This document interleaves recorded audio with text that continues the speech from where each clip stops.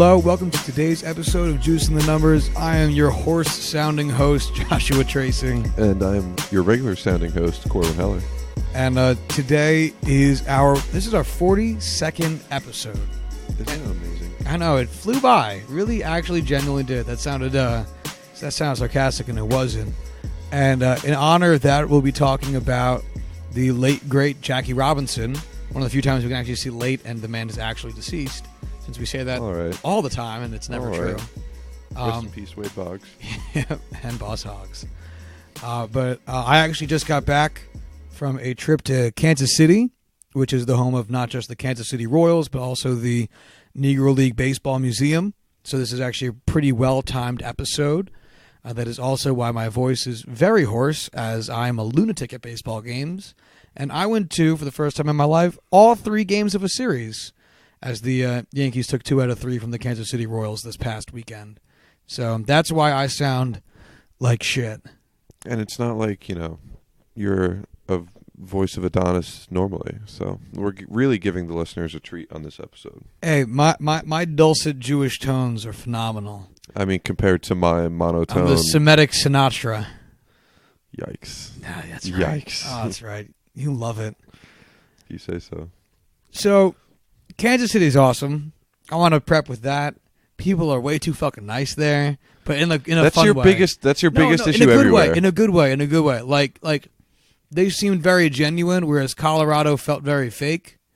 Like Colorado felt like, I gotta be nice because everyone's being nice, and these smiles hurt my face. Whereas Kansas City, like people will just because you know what, people will bust their chops in Kansas City as a way of being nice. Okay. Like we went to there's this barbecue joint that's one of like the big places to go to called Arthur Bryant's, and we were right down the road from Arthur Bryant's is on Brooklyn, and we were staying on Brooklyn.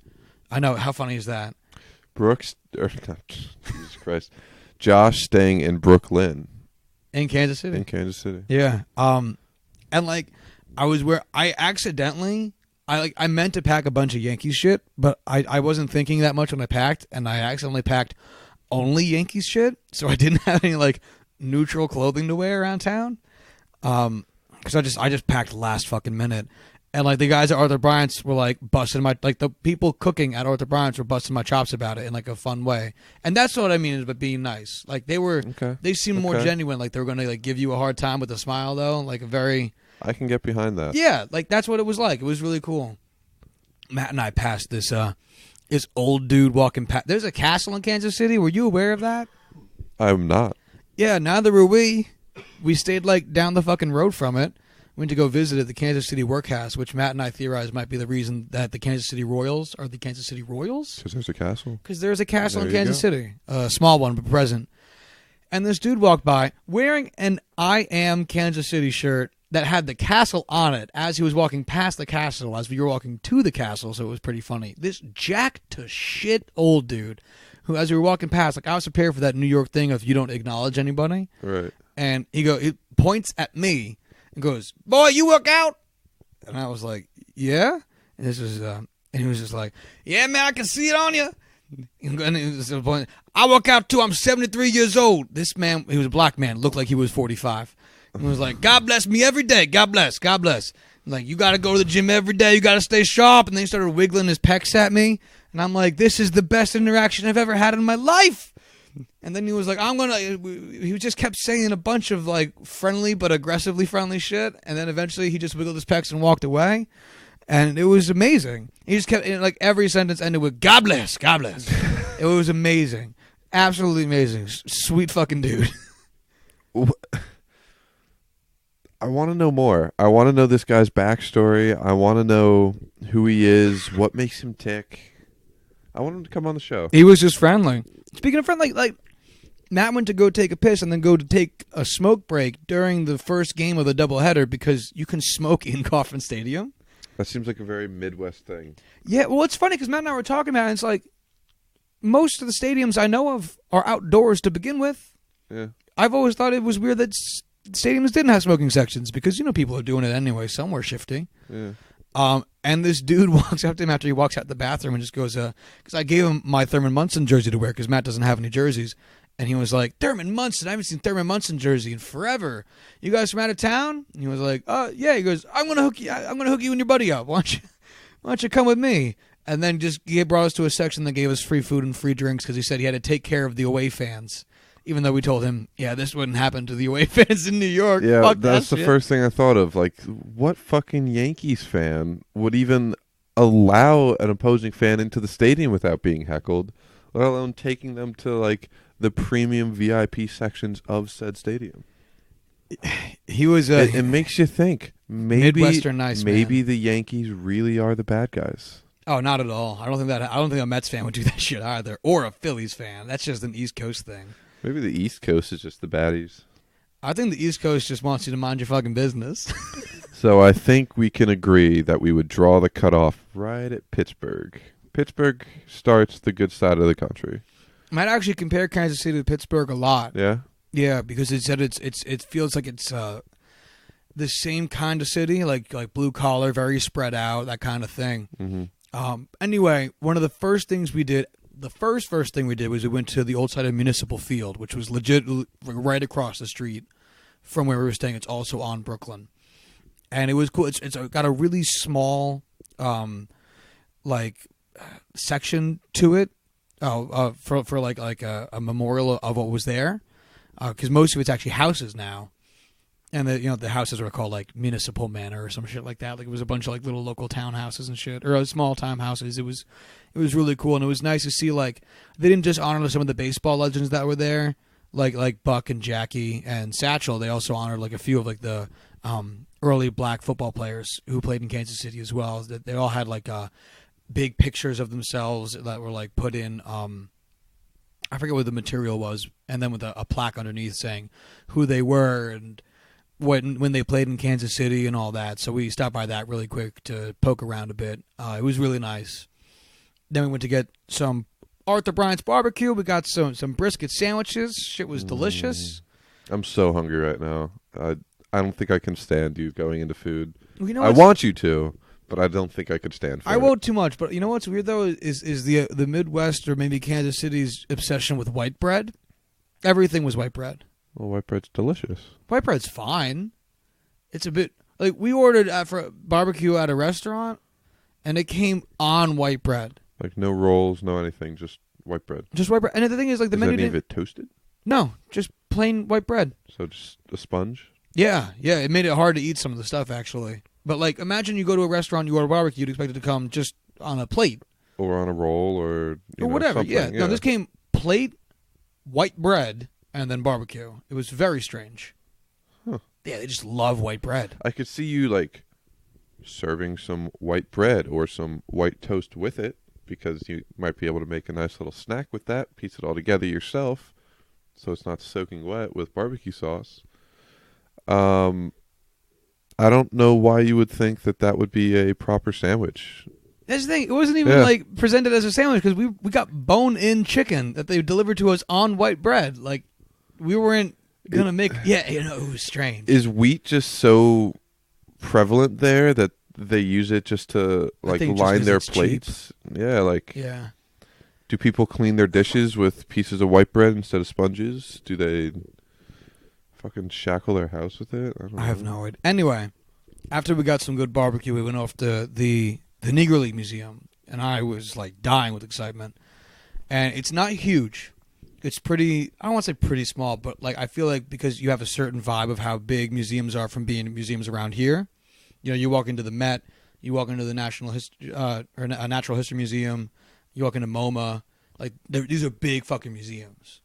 And the Negro League Baseball Museum, compared to those, is minuscule. But the way that they have it set up. So you're saying the Negro Baseball League Museum in Kansas City is smaller than the MoMA? You know, I know, but I'm just saying, like you walk in, you go, oh, like this is a quaint, casual. Quaint is a good word for it. But the way they have it set up is really, really great. And one of the things I always tell people when I like to talk about the Negro Leagues, because I'm just so fascinated with the Negro Leagues. I think it's such an interesting part of baseball and U.S. history, is how much what happened with black baseball paralleled what was happening with black people in the U.S. throughout its history. They kind of moved in synchronous with each other, with one pushing the other along. And what they did throughout the museum is that they moved, as you would expect, kind of across history. They moved through time chronologically. But not only would they do it with, so imagine there was like 2 levels to what was happening. You looked straight forward, and you would see a timeline of black baseball. You start with the 1800s and the first black people to play baseball, the first like small-time organized baseball for black people, like that kind of thing. And then if you looked down, you would see a timeline of what was happening with black people in the United States at the time, like outside of the world of baseball, like when the Civil War ended and when Reconstruction started and when Jim Crow law started. And like it would move throughout all that so you could get a historical context of what was happening with the world of baseball, with the world of what was going on in just the U.S. I love when they do that. It was great. Like, so me and my dad loved going to museums. It was always like a thing when we were kids. Like, he would just want to go and take us to museums. And he was the fucking psychopath that would read every word ever printed anywhere in that museum. So, I mean, it turned into miserable days. But it got me to appreciate it. And the timelines is always something that I would love going and looking at. Like, just how events that happened in history in relation to moments that you learn about as a young kid or you learn in school and stuff like that. Like, it adds such a, I wouldn't say a realistic twist to it, because of course it's realistic. It happened. It's real. But it gives you like a better understanding of exactly. Yeah, broader context. Yeah, exactly. It's great. I love it. No, I didn't expect to spend nearly as much time in there as we did just because I knew it would be smaller. We spent 2 hours there. And I'm usually a guy that like gets antsy at museums because there's so much to see. And I get kind of overwhelmed and I move on from things quicker than I want to. And I still feel like I did that just because there is so much packed into every square inch of this museum. It's great. And I learned a bunch of crazy stuff, like how I think the first small-time, or at least organized black baseball thing happened in like 1863 with the Civil War still going on. Yeah. And about how like the parallels extended to the fact that when Reconstruction was happening, you had black versus white baseball exhibition matches. And then when Jim Crow happened, those got shut the fuck down. And, as segregation became more of a thing, the segregation in baseball world became more of a thing because those things extend on to each other, And that extends all the way up to until Jackie Robinson started breaking the color barrier, and then you saw it kind of come down in other specific places, not because of Jackie entirely, but because people started seeing these things going on in different aspects of their life, and that kind of pushes some things. But it was really, not only the information, they had artifacts that were they had a set of catcher's gear from like the 1880s. It was crazy to see. You kind of bob and weave your way through this museum. They have life-size statues, life-size copper statues of these people. So that's pretty cool. The first one you see actually is of Buck O'Neil. And anyone who doesn't know Buck O'Neil, if there was a single person to leave like the biggest fingerprint on baseball, especially in Kansas City, it's Buck O'Neil. Okay. He was a player for the Kansas City Monarchs. He was the player manager for the Kansas City Monarchs. Then he was the manager of the Kansas City Monarchs. Then he was the first black scout for the Chicago Cubs. He was the guy who recommended they pick up Ernie Banks, who they did, and he became a Hall of Famer. Successful. He was then the longtime scout for the Kansas City Royals, and I believe he was their first black scout as well. And he was also a baseball historian. He was one of the guys that got the Negro League Baseball Museum started. And he was heavily featured in Ken Burns' documentary about baseball. And so the first statue you see is Buck O'Neil's. It's not facing you, though. It's facing, at the end of the museum, there is a miniature baseball diamond that has copper statues or bronze statues of several of the main people in the game that you learned about along your little ride at their position. So, like, the catcher was Josh Gibson, and the pitcher was Satchel Paige, and like one of the outfielders was Cool Papa Bell, and they'd all have like these little plaques below that just show you their names and like when they played and what teams they were on and everything, and then so you can see that from when you first walk in, but you can't get to it until the end. But looking on at the game from outside of the field, so to say, was the bronze statue of Buck O'Neil, because he was a manager and a scout, and so that was kind of like his place in all of it. It's pretty fucking cool. It was really cool. So they have a bunch of like bats from different major leaguers or Negro leaguers that were located within the confines of the museum. They had dozens of signed balls from different major Negro leaguers throughout the thing as well. It was an amazing museum, like very, very cool. I don't even know what to say. Like, I saw that you were stopping and that you clearly wanted me to say something, and I panicked. I just sat there and stared. It's like, what do I say? Do I say something? Like, I don't feel like I have any information I can add just because I don't know really anything about the Negro Leagues. Like, I don't know much about the history of baseball in the first place, let alone something that people just don't really talk about anymore. Yeah, and that's kind of one of the things I was hoping. Matt ended up loving it too. I went with one of my friends who was casually a baseball fan. Like, he'll watch it if someone he knows is watching it.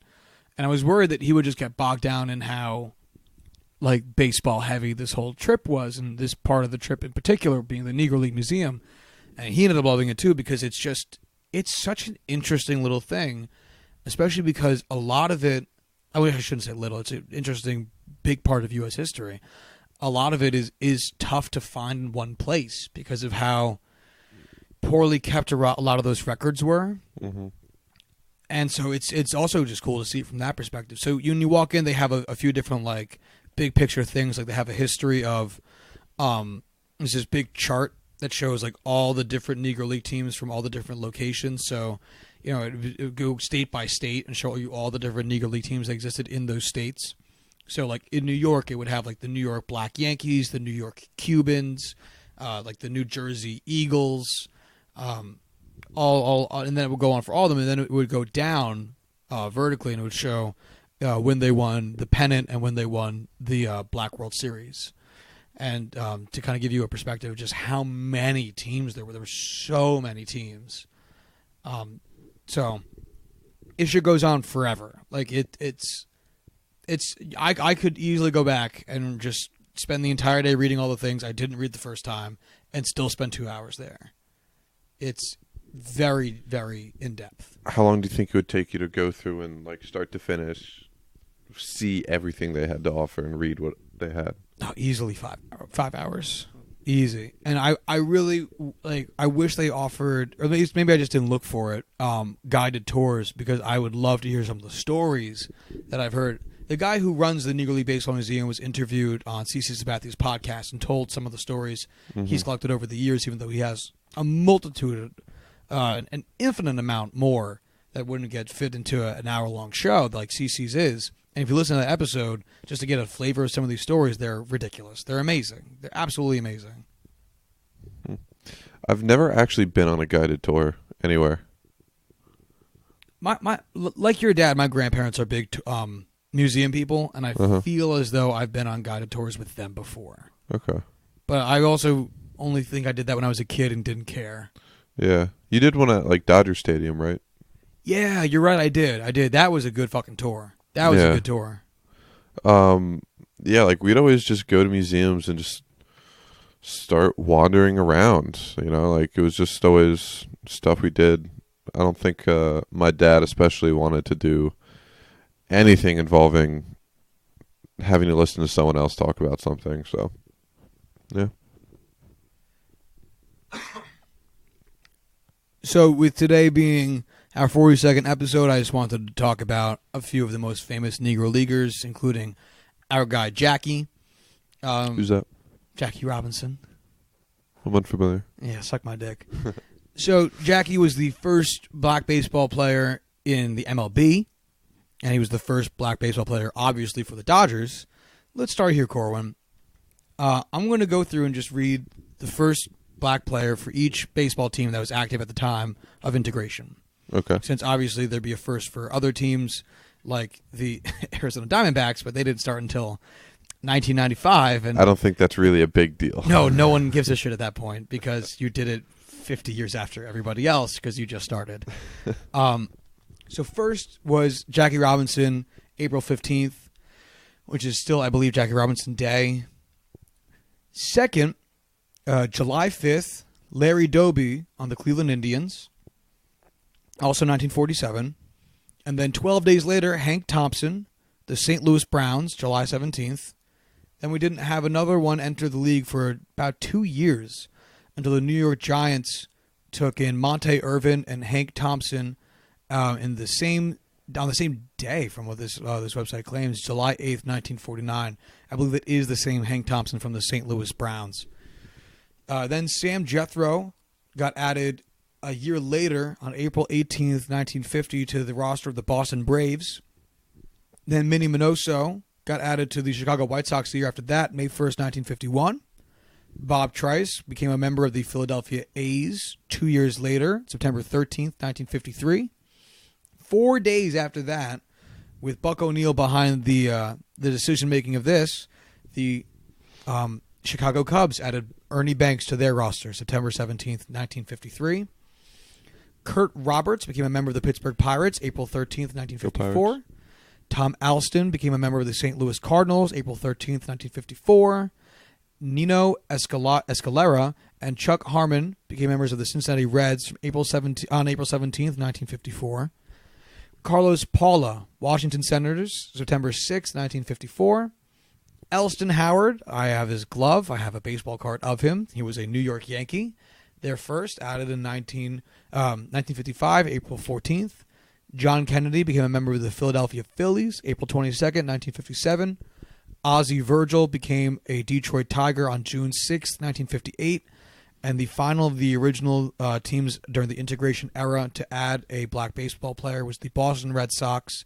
Pumpsie Green was added on July 21st, 1959. Just another reason to hate the Boston Red Sox. They are racist. 12 years after the addition of Jackie Robinson, or the introduction of Jackie Robinson into the league. But this is the list of just a few of the many pioneers of this sport. And some really, all of these guys got their mention in the Negro League Museum. All these guys had a valuable contribution to the sport. It feels kind of cool to read their names again after I just got to go through the museum and see them there.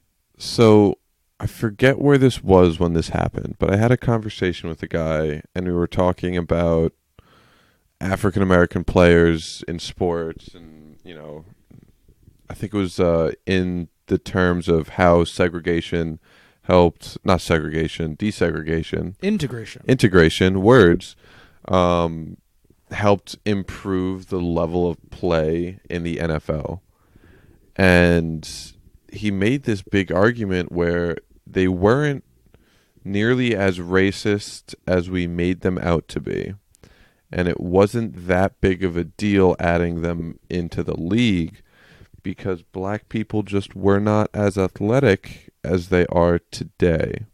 That is a horrifyingly racist thing to say. Yeah, so I didn't really... It kind of clicked to me that this isn't a person I'm going to have a quality conversation with, and there's no convincing this man otherwise. Yeah, man, yeah. And then you just walk away. Exactly. That's exactly what I did. I was like, I am done with this conversation. I just am amazed that someone would have that kind of attitude towards it today. Yeah, well, I had a guy, Matt and I had an Uber driver tell us we were staying in the hood. He said it with the most southern accent I heard while I was there. The hood. He was like, "Oh, y'all be staying in the hood?" I was like, Matt and I turned on each other, and we're staying at a place that, like, our this guy's neighbors had wreaths on the front door. They had patio furniture, like nice patio furniture. Everyone left their car out. Like, I've experienced the hood in my time in Newark and Patterson, Camden, Harlem. This is we didn't hear a gunshot. We didn't see people randomly playing in the street. Like, it was not the hood. That guy just was afraid of them blacks. Yeah. And that was when Matt and I just both went like, "Yeah, man, we'll be careful out there." My favorite marker for when you're in the hood is when there's indoor furniture outside and outdoor furniture inside. Yeah, that was not. We stayed like I said, like on Brooklyn, down the road from Arthur Bryant's. That whole like jazz district is super nice. Like it definitely seems like it's coming on. It's on the come up. Like they're building a lot of new housing buildings, and like we passed by a relatively new looking apartment building. So it doesn't look like it's a metropolis, but it's like a nice. Everyone we met there was so fucking nice and so fucking friendly. Good on Kansas City. No, Kansas City is like a righteous place. I'm so down to go back to it at some point in my traveling journeys. So let's just jump on over to talk about Jackie for a little while. So let's look at just a brief history of Jackie Robinson. He was born in Cairo, Georgia, on January 31st of 1919. So he's Egyptian. Some might say. I don't think he would. He played all of his MLB time for the Brooklyn Dodgers. He was a Negro Leaguer for a brief period of time. He played with the Kansas City Monarchs for one season in 1945. He was signed by the Dodgers in 1946, where he was sent to their minor league team in Montreal for 1 year. So in 1946, he played for the Montreal. I forget what their actual team name was. Before joining the Dodgers in 1947, where he spent the next 9 years until 1956, when he ultimately retired after the Dodgers tried to trade him to the Giants. And he was like, fuck them Giants. I'm going to quit baseball. And Quite fitting, actually. Quite fitting. I mean, you got to figure the Giants are the Dodgers were and still are the Dodgers' biggest rival. Understandable, he would not want to go there. And this was the season that they moved to Los Angeles and San Francisco, respectively. Yeah. So he also didn't want to do that. I'm sure moving cross country was the big factor there. I think both, honestly. Yeah. Yeah. Jackie starting had such for an a new illustrious team career. such late in your career and having to move cross country, it's a lot. Some of his accolades.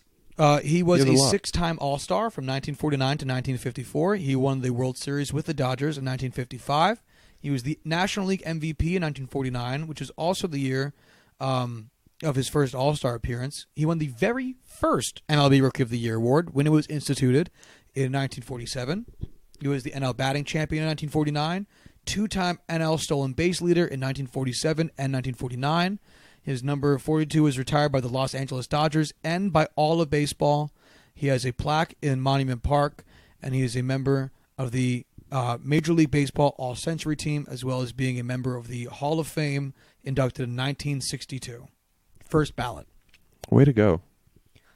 Let's go over some of his... It's almost as if he was a really good baseball player. He was so that's one of the interesting things, and I talked to this about Matt when we got to the Josh Gibson part of the Baseball Museum, because one of the things I learned about Josh Gibson, who was a catcher for the Homestead Grays, I think most notably, which was one of the two Pittsburgh teams, along with the Pittsburgh Crawfords, and he was considered the Black Babe Ruth or the right-handed Babe Ruth, or if you were a progressive person of the time, you'd say that Babe Ruth was the white Josh Gibson, which bothers me because it feels derogatory towards Josh Gibson. He doesn't need to be compared to Babe Ruth. He was a phenomenal ball player.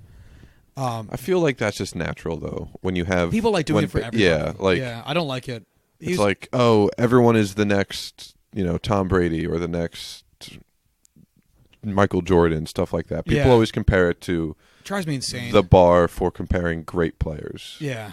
I'm never a fan of it. You're right. In any of those contexts, it would bother me. Just on a non sequitur, I forget what team it was, but in the NFL, there was a scouting department where you had to put in $5 or $25 every time a scout would compare a prospect to a Hall of Fame player. The White Sox did that same thing, but with Nerf guns. Really? Or water guns, yeah. That's Every time you compared a draft prospect to a Hall of Famer, you got squirted with a squirt gun. That's pretty funny. Yeah. So in regards to Jack Robinson being a great baseball player, which he was, there was a lot of people upset that he was the person ultimately selected to go to the majors by Branch Rickey, including Josh Gibson, who was not so upset, I guess, that Jackie was the one who ended up going, because he passed away before Jackie signed his deal with Branch Rickey. But Josh Gibson was one of those guys who was just so upset he never kind of got there that he ended up drinking himself to death. Damn. Satchel Paige, I think, was one of the ones who was genuinely upset that Jackie actually was one of the guys to go until he got picked up by the St. Louis Browns. I think in 49 or 50, something to that effect. Anyway, so let's look at some of Jackie Robinson's stats just to get an idea of who he was as a player. So first off, Jackie Robinson in just 10 seasons accumulated 61.4 wins above replacement. That's pretty fucking great. Which is basically saying that on average he was worth 6.14 wins above replacement, which is an all-star year every year. Yeah, which is fantastic. Yeah, he played from his age 28 season to his age 37 season. He retired with 1,518 hits. How old was he when he debuted in the MLB? 28. Okay. So he missed out on a significant part of his career. Yeah, I mean, basically his maybe like pre-prime, but like leading into his prime, especially for someone who was so athletic. Especially because one of the things about Jackie Robinson, this is actually kind of an interesting deviation I learned this from Ken Burns' documentary series, is that he was like a track and field athlete, he was a football player, and he was a baseball player when he was in college. And he got actually told, I believe, to go into football because he'd have an easier route to it, because I think people viewed football as being more brutish, which therefore made it more suitable for black people to play. So there wasn't as much contention with them playing, especially with like running back being the position that's most common because all they got to do is run with the football, whereas baseball was the gentlemanly white man sport. And Jackie said, fuck that shit. I like baseball. I'm going to play baseball. I'm going to go play in the MLB. And, of course, he went and did it. So just from a guy being that athletic, I'm sure he didn't need I'm sure he would have been exceedingly productive in that time. So, yeah, who was that, Moses? Yeah. Yeah, I think he was one of the guys that was playing baseball. Can you read the full name for me again? Yeah. Fuck. It was like Moses Fleetwood Atwood or some shit like that. MLB Moses Fleetwood Walker. Moses Fleetwood Walker. Yeah, he I believe was like an 1870s baseball player that got kicked out of the league right around the time Jim Crow laws started and Reconstruction ended. I believe he was one of those. Okay. Yeah. Anyway, so Jackie also retired with 137 home runs to his name, 734 RBIs, 197 stolen bases, a batting average of 311, on base of 409, slugging of 474 with a career OPS of 132. Yeah. That's pretty great. Dude was pretty fucking good. Was that OPS plus, or did he have a 1,300 OPS? No, it was 132 OPS plus. His OPS was 883. Very respectable. Yeah. Yeah, he was a really fucking good ball player. Yeah, played predominantly second base, although he also made some appearances at third base and first base. And I see a little bit of left field in there. But, yeah, this was Jackie Robinson. All the way. Amen, Jackie. So I want to talk a little bit, maybe if we could, just a spot mention at some other great Negro Leaguers since we have a little bit of time. One of my favorites, I bought his jersey while I was out there, is Satchel Paige. I got it sitting over there. I'll show it to you later. Yeah, we'll check it out. Also in the MLB Hall of Fame, Satchel Paige is such a unique character because I have a born date here, but I'm not confident that it's true because I'm not confident anyone ever really knew how old Satchel Paige was. And that was part of his gambit. He believed that people not knowing how old he was made him a tougher pitcher to face because it made people question everything he was doing. You know, so he would misinform a lot of people if he was able to. Thought it made him more mysterious and deceptive. That's pretty cool. He claimed to have like over 50 different pitches he threw. They all had fun little names. I guess we can get into a little bit later if I can find some readily. But Satchel Paige was born in July 7th of 1906 in Mobile, Alabama, and died on June 8th of 1982 at the age of 75 in Kansas City, Missouri. Kansas City, man, it's the Mecca.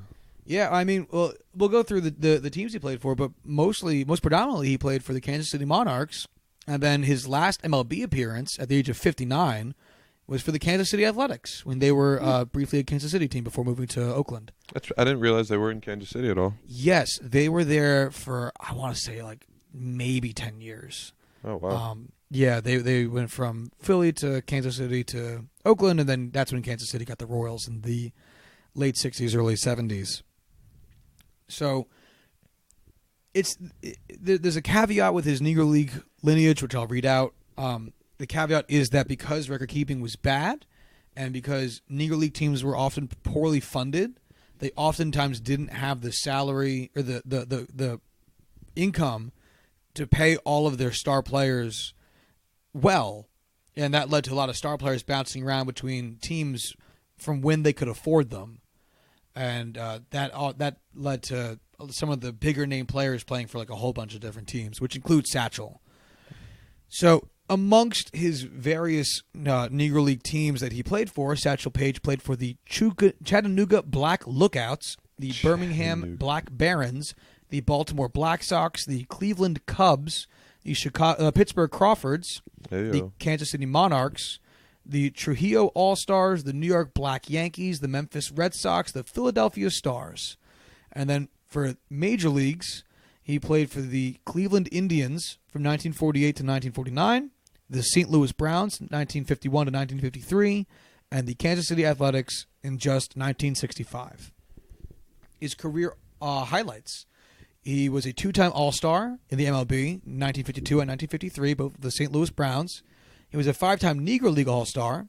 He was a World Series champion in 1948 with the Indians. He was a Negro League World Series champion in 1942, and which I think he was with the Monarchs at that time. He was.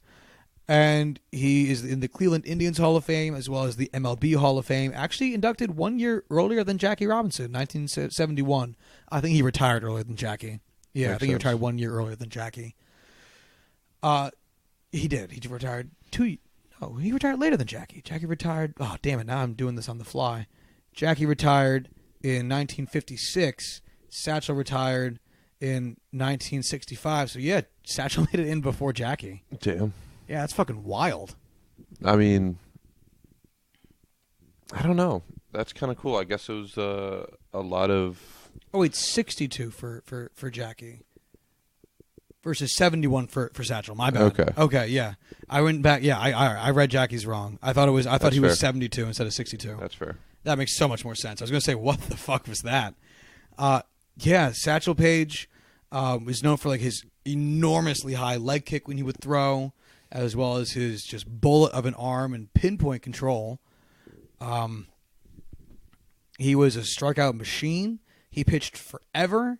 He often was a proponent of playing in South America because he believed that these South Americans treated the black baseball players with more reverence and more appreciation of their skill, and held a lot of resentment towards America at the time for not having the same, which was very true. And you got to give him credit for that. Although he still did a lot of... So one of the other things that we learned at the Negro League Museum that I had kind of known, but it really painted a bigger picture, is how much the Negro Leagues did for spreading baseball to South America and Latin America, because they couldn't get a lot of gigs playing up in North America because major leagues didn't want them. So they would play baseball series again in the DR, in Puerto Rico, in Cuba, and in Mexico, which are like big-time baseball countries now. And they would get treated with a lot of reverence, and several players would actually give up their American citizenship to live in and play in Latin America because they were just treated so much better. That's pretty cool. All hotels were accessible to them. All restaurants were accessible to them. So they were treated as, people. Yeah, shockingly enough. Whereas this term has become more popular because a movie just came out, but there was a thing that was passed around amongst black baseball teams called a Green Book, which held the names of hotels and restaurants throughout the U.S. that would serve black people. That I never saw the movie, so now that would make sense why it's called the Green Book. I never saw the movie either because I heard it was problematic and I didn't want to deal with it, even though I love Mahershala Ali. Mahershala, I always say his name wrong. But yeah, so that was how a lot of that got communicated, which is also why a lot of like black baseball teams would have some Hispanic roots, like the fact that one of the Negro League teams is called the New York Cubans. Where are their players from? Oh, all over. So not Cuba. They don't allow them. I'm sure there were some Cubans on the on the team, but not that I can name offhand since I'm not super familiar with those rosters offhand. Satchel Paige's career stats as part of a major leaguer, though, he had an ERA over the course of his 476 major leagues innings pitched, an ERA of 3.29. He pitched in 179 games. He started 26 of them. He finished 109 of them with 7 complete games, 4 of which were shutouts.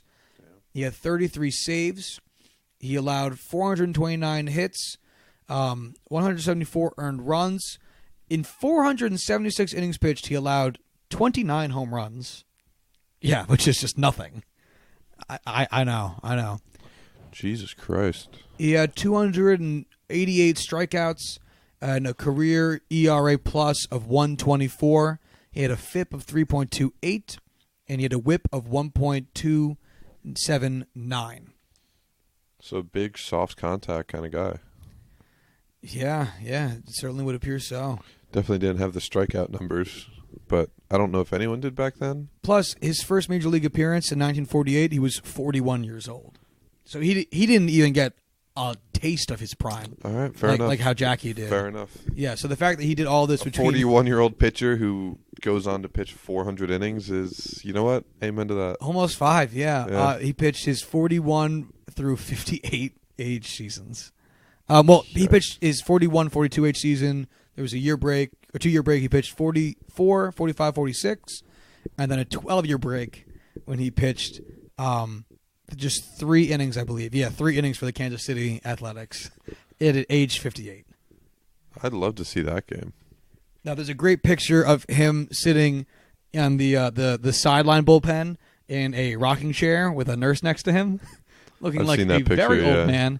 But hey, in that one game, those 3 innings, he allowed 1 hit and 1 strikeout and no runs. Yeah.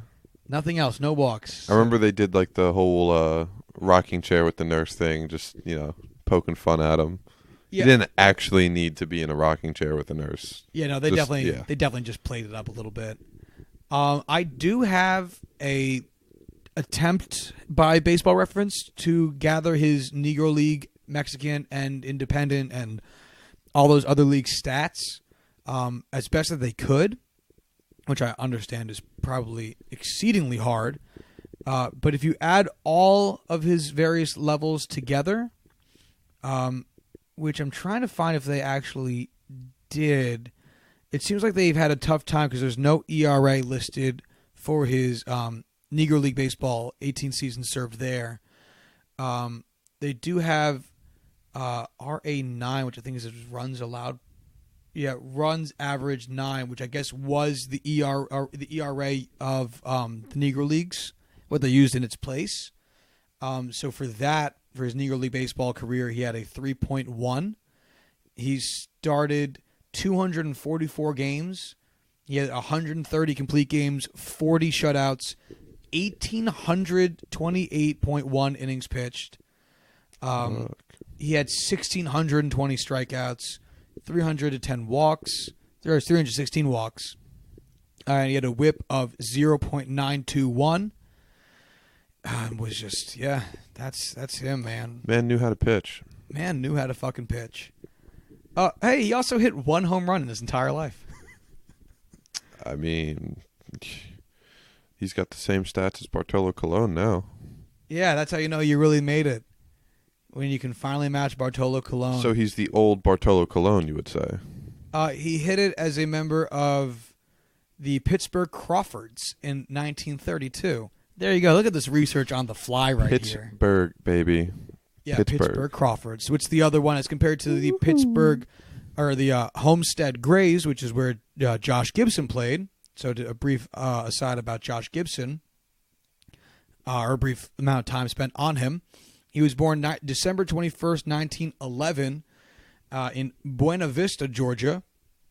He died on January 20th of 1947 of age 35 in Pittsburgh, Pennsylvania. He spent his entire career in the Negro Leagues.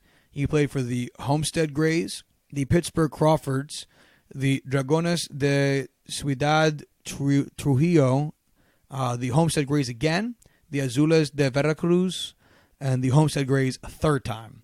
And like I said, Homestead Grays were a popular team, so they had money, but because he was Josh Gibson and could command a larger salary, he would bounce around. Fair enough. He was a 12-time All-Star for many of these teams. He was a 2-time Negro League World Series champion in 43 and 44 as a member of the Homestead Grays. He's also in the Washington Nationals Ring of Honor, and he's a member of the Baseball Hall of Fame, the MLB Hall of Fame, inducted in 1972. Also a very good ball player. Who would have thought? Yeah, shocking.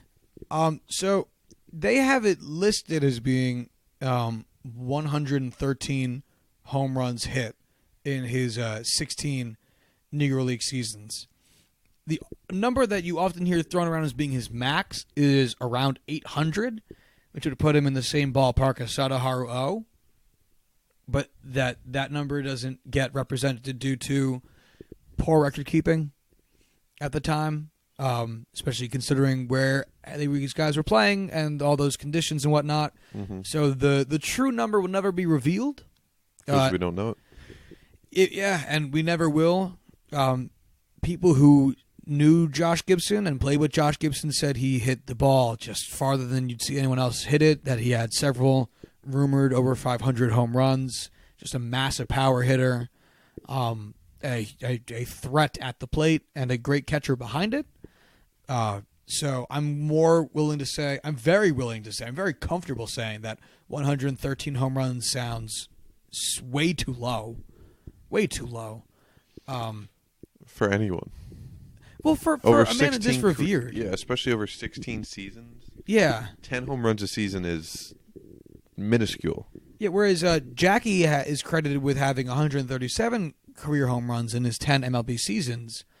So he has more home runs in a shorter period of time than one of the greatest home run hitters of all time. And Josh Gibson would be going up against significantly worse pitching. So it's just poor record keeping, which it happens, especially at this point in time. But this was the unfortunate reality of Josh Gibson. Again, I said that he ended up drinking himself to death as a result of his just feeling of never going to kind of make it to the majors despite his talent. Mm-hmm. But he was considered by all who knew him and all who played with him and against him as being one of the all-time greats of the Negro Leagues. So I wanted to give him a shout as well. Yeah. So the Negro League Museum is awesome. Kansas City is really fucking cool. You going back? I hope to. Your next trip yet? I got other places I want to go that I want to make sure I hit up first.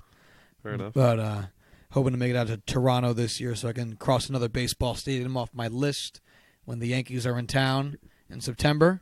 Go see Vlad. See a little bit of Vlad. See that Space Needle. See what happens up there. Hope not to fall off. Hope not to lose my voice because this hurts. Yeah, I don't doubt it. There's just two things I wanted to talk about.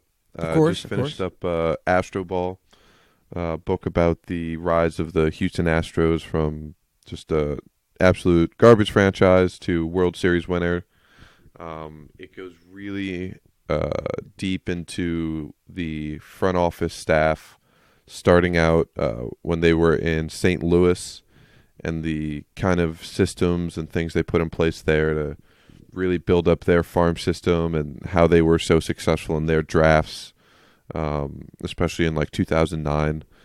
And then how they discovered the star players of the Astros franchise and their winning team. Carlos Correa, Jose Altuve, George Springer. They talk about Justin Verlander a lot. It's really cool looking into their scouting department, what differentiated them and how they were able to find these guys. Their decision-making process was a huge part of this. It was just all around a great book that really just helped dive into the background of it with their, I want to say it's their GM, their director of scouting, all that kind of stuff. So highly recommend it. I know Josh will like it. And I also, for something completely different, I had myself a jazz cigarette last night and watched the Lonely Island's Bass Brothers special. That was amazing. We watched that in Kansas City. That was wild. That was amazing. That was one of the best 30 minutes of my life. Highly so recommend. For those of you that don't know, the Bass Brothers, Mark McGwire and Jose Canseco, hit a lot of home runs and did a lot of steroids. Also, real quick, just an aside, because it seems so fucking random, but Jose Canseco was the first Cuban-born baseball player to play in the MLB. Wow. Doesn't that seem crazy? Yeah. Because he wasn't an old player. Like, No. not like It's this not was like in the this was 40s with Jackie. a super long time ago. And I also didn't realize he was Cuban. I mean, I guess the whole embargo and war with Cuba kind of... But yeah, so Jose Put a damper Canseco was on the that. first Cuban-born baseball player to make the MLB. That's actually fucking wild. Yeah, anyway, continue. And so the Lonely Island, the musical group, worked with SNL a lot, decided they wanted to make a visual poem about Jose Canseco and Mark McGwire. And it's fantastic. It's amazing. It's beautiful. I highly recommend doing some kind of drug before watching it because visually it's all over the place. It's meant to be viewed that way. But the actual music involved is really good. The editing is really good. Like the production, design, everything about it is really good. And if you're like an old school hip hop person, they do a lot of the stuff that's like around like the town. Like there's a very clear Run DMC number. Mm-hmm. There's a very clear Beastie Boys number. Like there's some good shit there. It's all rap. It's just a 30-minute rap special with, some stuff in between. But it's so fantastic. Yeah, it's that one bit with Andy Samberg with the broom up his ass had me rolling. Yeah, no, it's. I also think it's funny that these are two of the biggest dudes in baseball at the time, and they did not put on bodysuits for that, except for that one. That scene. one scene where they wore bodysuits. Yeah, and the fact that you just got these skinny ass white dudes, it was really funny. That was the part that kept throwing me into tears. It was just like these scrawny ass dudes, just like my fucking muscles. Yeah, great impression, but it's exactly what it was like, word for word. Yeah, Matt asked me, why did they make this at the very beginning? And I was like, oh, it's going to be funny. It's like they just made a baseball thing. And then you get 10 minutes in and you're like, why did they make this? Like, how did they get the idea for it? So where did this come from? I had to think, I should have written it down. I had a great reasoning why last night while I was watching it. And I just completely blanked on it. I forgot to write it down. So you will never know my secret genius. I apologize. That's okay. But anyway, just to wrap up, I want to shout out to the Negro League Baseball Museum. It's again in Kansas City. I want to shout out to CC Sabathia. Not that he needs it, but shout him out anyway for being just a huge vocal proponent of it. And that is literally the reason I went out there. It was based on the recommendation of him and hearing him talk about it. And bringing guests on his show to talk about it, as well as just my own general interest in that time period. If you liked and any of the little things we talk about today, this is barely scratching the surface, and I mean barely scratching the surface of this shit. Highly worth your time and energy. Check out their website. Look for talks that the man who runs it has given. Follow him on Twitter. It's just at Negro League Baseball Museum. Really, really, really recommend diving into this. But anyway, shall we wrap up? Let's do it. All right. If you want to follow the show on Twitter, you can do so at JuicingPod. If you want to hit us up on email, you can do so via our email address, juicingthenumbers@gmail.com. And if you want to check out our website for the show notes for this episode and all previous episodes, you can do so at juicingthenumbers.wixsite.com/website. And until Monday, y'all have a good one. Peace.